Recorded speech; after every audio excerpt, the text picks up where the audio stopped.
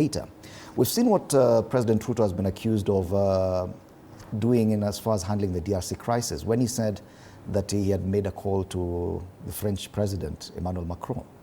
He's also been criticized for the statement that he gave on the Israel-Palestinian conflict.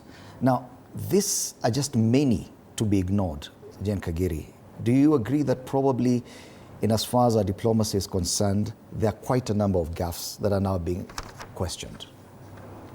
I think, Fred, I would still repeat what I said earlier, that there are some that will be agreeable to people and there are others that will not be agreeable to people. But as a president, you have to make a decision and you have to make your stand known.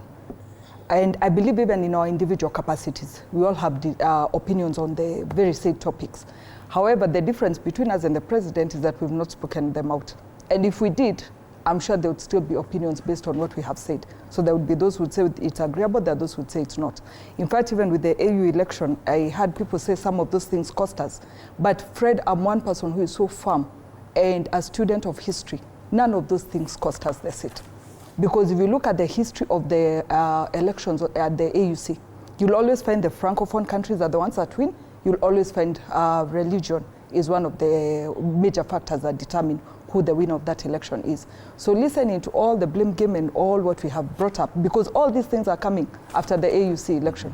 But I keep asking, Mohamed Faki from Chad, he was elected because he was Francophone. His predecessor, Dlamini Zuma, she was elected because she already had the SADC vote behind her.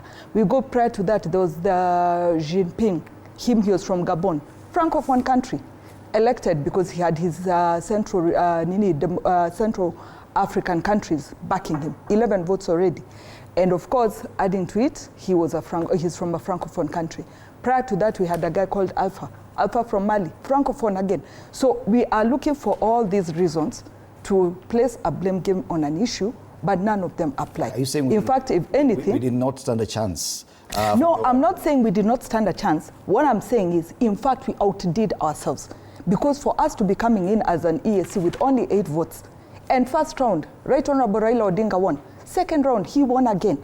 Then, of course, as usual, the dynamics that always play on, even in the previous elections, came in. And Fred, I keep saying, and maybe Basil is laughing, but his the leader of his party has never won an election in the presidential contest. And maybe the reason being, they never go back to ask themselves, what cost us the seat? Okay. So in this particular case, we had every chance, because if you look at the eventual results, us even getting 20 votes means we had very good foreign relations, means Right Honorable Raila Odinga had his own personal relations, means our president also went out of his way and had very good relations with people. And I believe even our ambassadors and the foreign missions did their work to try and convince on our candidate being elected. And it's interesting that you've mentioned his party leader, who was very considerable diplomatic credentials.